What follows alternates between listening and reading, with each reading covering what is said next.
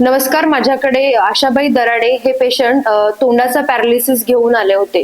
तोंडाचा paralysis म्हणजे normal paralysis पेक्षा हा पॅरालिसिस वेगळा असतो. यामध्ये जसं स्ट्रोक आणि बेल्स पाल्सी या दोन्हीमध्ये फरक आहे. स्ट्रोक मध्ये फक्त चेहऱ्याचा शेवटचा पार्ट हा इन्व्हॉल्व होतो, पण बेल्स पाल्सी किंवा फेशियल पाल्सी मध्ये चेहऱ्याचा पूर्ण अर्धा पार्ट, वरचा भाग आणि चेहऱ्याचा खालचा भाग सुद्धा इन्व्हॉल्व होतो.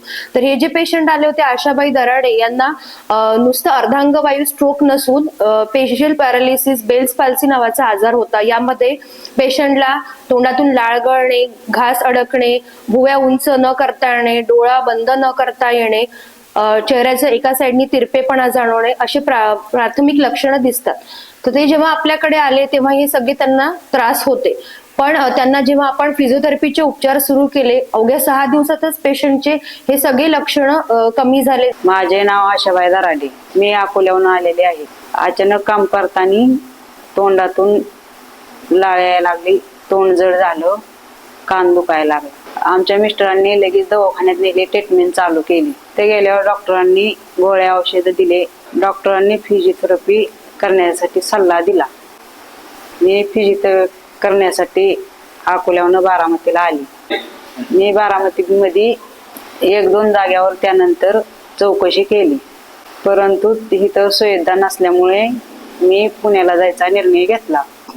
माझे नाव रोहन संजय चौधर, ही माझी आत्याने निर्णय घेतला फिजिओथेरपीसाठी. सुखसुविधा इथं बारामतीत चांगली नाहीत, कुठं आम्हाला म्हणजे असं वाटलं नाही, त्यामुळे पुण्याला जायचा निर्णय घेतला. तर मी आत्याला बोललो की माझ्या बघण्यात आलेलं आहे की मेहता हॉस्पिटलमध्ये नव्याने फिजिओथेरपी सेंटर चालू झालं आहे. ज्यावेळेस आम्ही मेहता हॉस्पिटलमध्ये आलो त्यावेळेस डॉक्टर मुग्धा मॅडम यांच्याशी संवाद साधला. त्यांनी आम्हाला सगळ्या सुविधा सांगून व्यवस्थित मार्गदर्शन केले. इथं आलो त्यावेळेस तिचा डोळा ओपन होत नव्हता, परत एक साईड सगळी सूज होती, पाणी गाळायचं, लाळ गाळायची, तोंडातून घास अटकत होता. त्यावेळेस इथं आलो, इथं फिजिओथेरपी केली. त्यात आम्हाला 2-3 दिवसात जरा फरक जाणवला. आम्ही त्यानंतर निर्णय घेतला की इथंच चालू ठेवू ट्रीटमेंट. मग ट्रीटमेंट चालू झालं, आज 6 दिवस पूर्ण झाले, आज रिकवर झाले सगळं.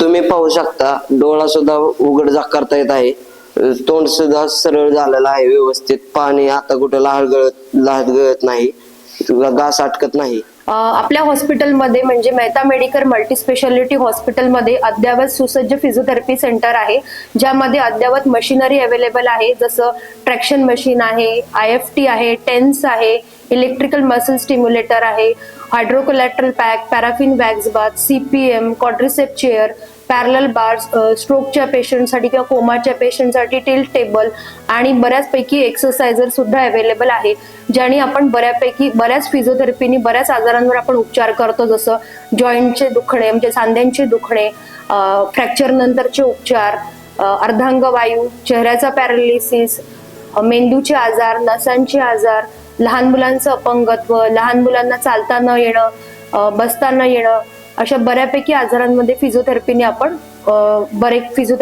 बरे करू शकतो.